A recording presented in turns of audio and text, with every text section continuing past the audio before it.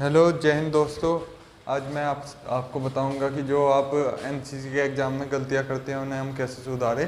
तो गलतियां और आप अपनी प्रिपरेशन अच्छी कर सकते हैं और आप स्मार्ट वर्क के द्वारा एनसीसी के पेपर में अच्छा ग्रेडिंग प्राप्त कर सकते हैं। तो दोस्तों कौन कौन सी गलतियाँ, सबसे पहले हम बात करेंगे प्रिपरेशन की।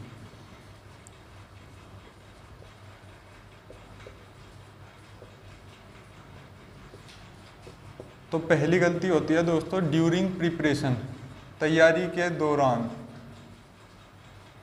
तो दोस्तों तैयारी के दौरान हम क्या क्या गलती करते हैं, तो उसमें सबसे पहली गलती है ओनली दोस्तों आप जो स्टडी करते हैं वो स्पेशलाइज सब्जेक्ट की करते हैं और जो हमारे सब्जेक्ट होते हैं जो एएनओ सर के द्वारा पढ़ाए जाते हैं उनकी तैयारी हम नहीं करते।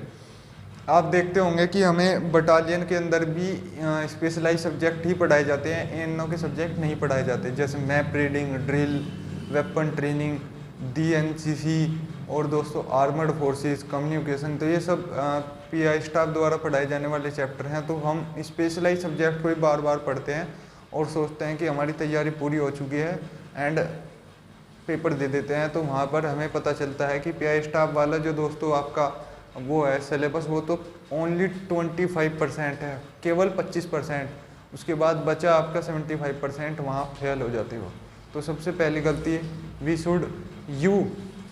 Should you avoid. तो पहली गलती है दोस्तों स्टडी कंप्लीट सिलेबस। तो दोस्तों ये इम्प्रूवमेंट बता रहा हूँ मैं आपको। पहला इम्प्रूवमेंट आपको करना है कि आपको कंप्लीट सिलेबस पढ़ना है। आपको जितनी प्रायोरिटी दोस्तों आपने उसे दी है एन पीआई स्टाफ वाले जो स्पेशलाइज सब्जेक्ट है उससे 3 गुना ज़्यादा प्रायोरिटी आपको उसमें देनी है दोस्तों, एनओ सर वाले पार्ट को, जिसके अंदर आपका आता है national integration, ecology, environment, health and hygiene. और दोस्तों आपका आता है उसके अंदर जो आपदा होती है दोस्तों, आपदा बचाव कार्य होते हैं, डिजास्टर मैनेजमेंट, ये सभी चैप्टर उसके अंदर आते हैं। तो यू शुड रीड केयरफुल्ली। तो आपको पहले सिलेबस पता होना चाहिए। दूसरी गलती दोस्तों हम करते हैं वो होती है सिलेबस। आपको दोस्तों सिलेबस के बारे में कम नॉलेज होती है, सिलेबस के बारे में बहुत लिस्ट नॉलेज होती है आपको। तो आपको सिलेबस के बारे में पहले पूरी तरीके से जानकारी ले लेनी है कि कौन सा पार्ट कितने नंबर का आता है, उसमें कितने नंबर लाने पर हमें पास हो जाते हैं। तो एक पूरा और ऑल आपको सिलेबस को देख लेना है, उसके बाद ही आपको अपनी प्रिपरेशन स्टार्ट करनी है। तो आपको सिलेबस को पूरा देख लेना है। तो इम्प्रूवमेंट है, firstly you should check the syllabus then start preparation for NCC exam. अगर आप सी सर्टिफिकेट दे रहे हैं, बी सर्टिफिकेट, ए सर्टिफिकेट, कोई भी एग्जाम हो, तो पहले आपको सिलेबस चेक करना है। और अब देखते हैं दोस्तों हम थर्ड मिस्टेक है। तो अब हम बात करेंगे थर्ड मिस्टेक की। तो दोस्तों थर्ड मिस्टेक जो आती है मैप रीडिंग। दोस्तों मैप रीडिंग के अंदर आपने देखे होंगे 2 तरह के साइन होते हैं, सिंबल होते हैं। सिंबल बोल लो या दोस्तों साइन बोल लो। कौन कौन से हैं? फर्स्ट है दोस्तों आपका कन्वेंशनल,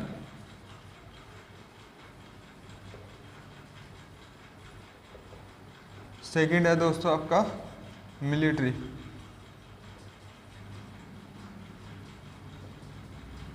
सिंपल और कन्वेंशनल साइन। तो दोस्तों अधिकतर कैडेट जो करते हैं गलती, वह ये गलती करते हैं कि आप पूरा सिलेबस पढ़ लेते हो, लेकिन दोस्तों सोचते हो कि जो कन्वेंशनल साइन और मिलिट्री सिंबल है उसे हम लास्ट में पढ़ेंगे पेपर से 1 दिन पहले। तो दोस्तों यह सबसे बड़ी गलती हो जाती है, क्योंकि दोस्तों ये एकदम से आपके दिमाग में नहीं आएंगे। आप सोचते हो कि एक बार बना लिया ख़त्म। ऐसे दोस्तों आपके ये साइन जो सिंबल होते हैं ये आपके लर्न नहीं होंगे। इन्हें अच्छी तरीके से याद करने के लिए आपको इनकी प्रैक्टिस करनी होती है। डे बाय डे आपको इन्हें बना कर देखना होता है नोटबुक पर। तो आपको दोस्तों इसकी अप्रोक्स 15 डेज पहले, 10 to 15 days before the examination आपको इसकी प्रैक्टिस स्टार्ट कर देनी चाहिए। तो मिलिट्री सिंबल और जो कन्वेंशनल साइन है इनकी आपको अच्छे से प्रैक्टिस करनी चाहिए। और मैं इम्प्रूवमेंट लिख देता हूँ यहाँ, 10 से 15 दिन पहले आपको इसकी प्रिपरेशन स्टार्ट कर देनी चाहिए। अब दोस्तों हम देखते हैं चौथी गलती, what is your fourth mistake. तो 3 गलती तो दोस्तों आपकी ये प्रिपरेशन के ड्यूरिंग प्रिपरेशन हो गई। अभी और देखते हैं प्रिपरेशन के दौरान की गलती। जो दोस्तों आपके छोटे चैप्टर्स होते हैं, छोटे चैप्टर्स का मतलब छोटे चैप्टर्स कैसे होते हैं दोस्तों? छोटे चैप्टर्स जैसे obstacle training, adventure course,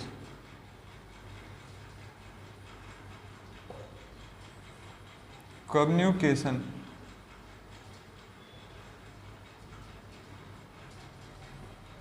general awareness. तो दोस्तों आपके मैंने यहाँ 4 ये फोर्थ मिस्टेक है, फोर्थ मिस्टेक। तो जो गलती है दोस्तों कि आपके जो छोटे चैप्टर्स होते हैं, तो जैसे ऑब्स्टिकल ट्रेनिंग, एडवेंचर, कम्युनिकेशन और जनरल अवेयरनेस, मैं पूरा लिख देता हूँ ना, जनरल। जो छोटे चैप्टर्स होते हैं दोस्तों, तो आप उनकी प्रिपरेशन नहीं करते। आप सोचते हो कि ये तो छोटे पार्ट हैं, इन्हें पढ़ के हम ज़्यादा क्वेश्चन, ज़्यादा मार्क्स नहीं गेन कर सकते। तो दोस्तों आप अगर इन्हें नहीं पढ़ोगे तो आप फेल हो सकते हैं पेपर में। जैसे आपका कम्युनिकेशन 10 मार्क्स का आता है और आप देखते हो पेपर में एक क्वेश्चन आ गया, पूरा 10 नंबर का एक क्वेश्चन आ गया कम्युनिकेशन से, जिसमें आपको कुछ नहीं पता, you don't know even A and be about the question and answer. तो दोस्तों फिर क्या होगा कि फिर आपसे जब आंसर लिखने के लिए कहा जाएगा तो आप आंसर नहीं लिख सकते और आप वहाँ मिनिमम मार्क्स एग्रीगेट नहीं कर सकते टू क्वालिफाई द सेक्शन। तो आप यहाँ पर फेल हो जाओगे। तो दोस्तों आपके जो छोटे चैप्टर्स हैं उन्हें भी आप अच्छे से प्रिपेयर करें एक अलग लेवल पे, उन्हें कंप्लीट डिटेल, कंप्लीट नॉलेज करें, आप उसकी जनरल अवेयरनेस की कंप्लीट नॉलेज करें। तो दोस्तों अब मैं बात करता हूँ fifth mistake, what is your fifth mistake. Fifth mistake है दोस्तों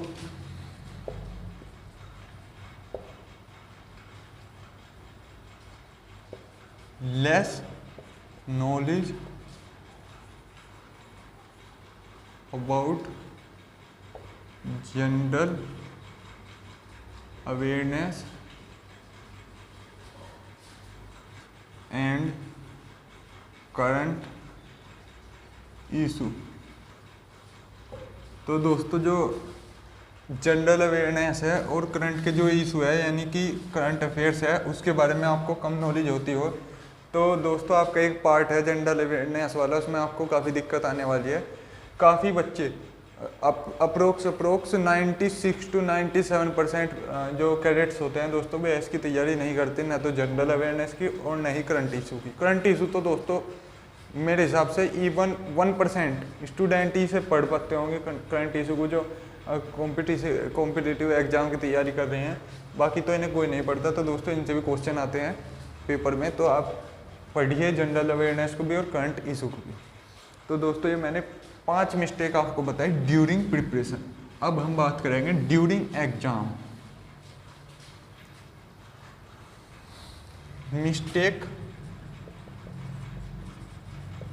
ड्यूरिंग एग्जाम। जब दोस्तों आप एग्ज़ाम दे रहे हो एग्जामिनेशन हॉल में बैठकर, तो कौन कौन सी गलती है जो आपको नहीं करनी चाहिए, कौन सी गलती आपको अवॉइड करनी चाहिए, तो हम देखते हैं दोस्तों। सबसे पहले दोस्तों आप देखते हो जैसे सी सर्टिफिकेट एग्ज़ाम है, बी सर्टिफिकेट एग्ज़ाम है, ए को छोड़ दो, सी सर्टिफिकेट और बी सर्टिफिकेट। लेंदी पेपर होता है दोस्तों, lengthy paper with less time.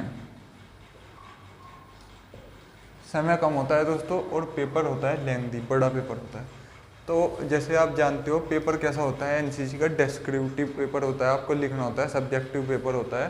तो दोस्तों कम समय में बड़ा पेपर आपको लिखना है, तो you need to practice for hand write करना। आपको दोस्तों लिखने की प्रैक्टिस होनी चाहिए। राइटिंग प्रैक्टिस होनी चाहिए। तो पहले तो दोस्तों आपको यहाँ इम्प्रूवमेंट लिख रहा हूँ मैं, इम्प्रूवमेंट। आपको दोस्तों अपनी राइटिंग स्किल इम्प्रूव करनी है, राइटिंग स्किल। जैसे आप दोस्तों जब प्रिपेयर करते हो एग्ज़ाम के लिए, तो आपको उस टाइम लिख कर भी देखना है, जिससे आपका लिखने की स्पीड बढ़ जाए। तो पहली गलती तो हो गई दोस्तों, पहला इम्प्रूवमेंट तो हो गया आपका राइटिंग स्किल। दूसरा दोस्तों, your hand writing must be clean. आपकी जो लेखन शैली है वो अच्छी होनी चाहिए, साफ़ सुथरी होनी चाहिए। तो दोस्तों गुड हैंड राइटिंग,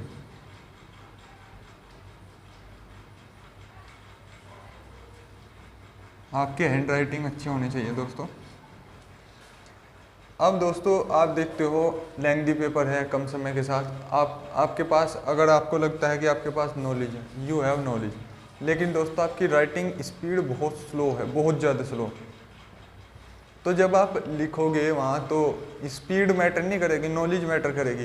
अगर आपके पास नॉलेज है, if you have knowledge you can write faster दोस्तों। If you don't have knowledge तो फिर तो लिखना मुश्किल हो जाता है दोस्तों। आप सोचोगे लिखोगे, ऐसा नहीं होता। आपके पास नॉलेज होनी चाहिए, आप लिख सकते हो फिर। तो फिर हम बात करेंगे दोस्तों, पहला तो हो गया आपको दो चीज़ होनी चाहिए, राइटिंग स्किल और गुड हैंड राइटिंग। अब दोस्तों दूसरी मिस्टेक जो सभी करते हैं, दूसरी मिस्टेक है दोस्तों राइट इन पैराग्राफ मोड। आप दोस्तों पैराग्राफ मोड में लिखते हो, जैसे पूरी लाइन लिख दी, उसके नीचे line, line to line, line to line लिखते हो जाते हो दोस्तों। तो पैराग्राफ मोड में नहीं लिखना है। You don't need to write in paragraph mode. तो दोस्तों फिर लिखना कैसे है? तो लिखना है हमें point wise,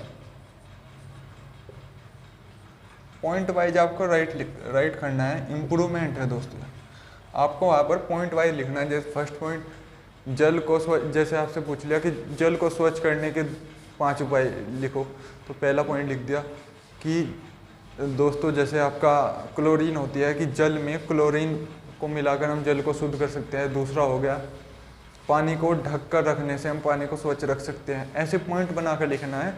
you don't need to write in paragraph mode, बल्कि आपको लिखना है पॉइंट वाइज।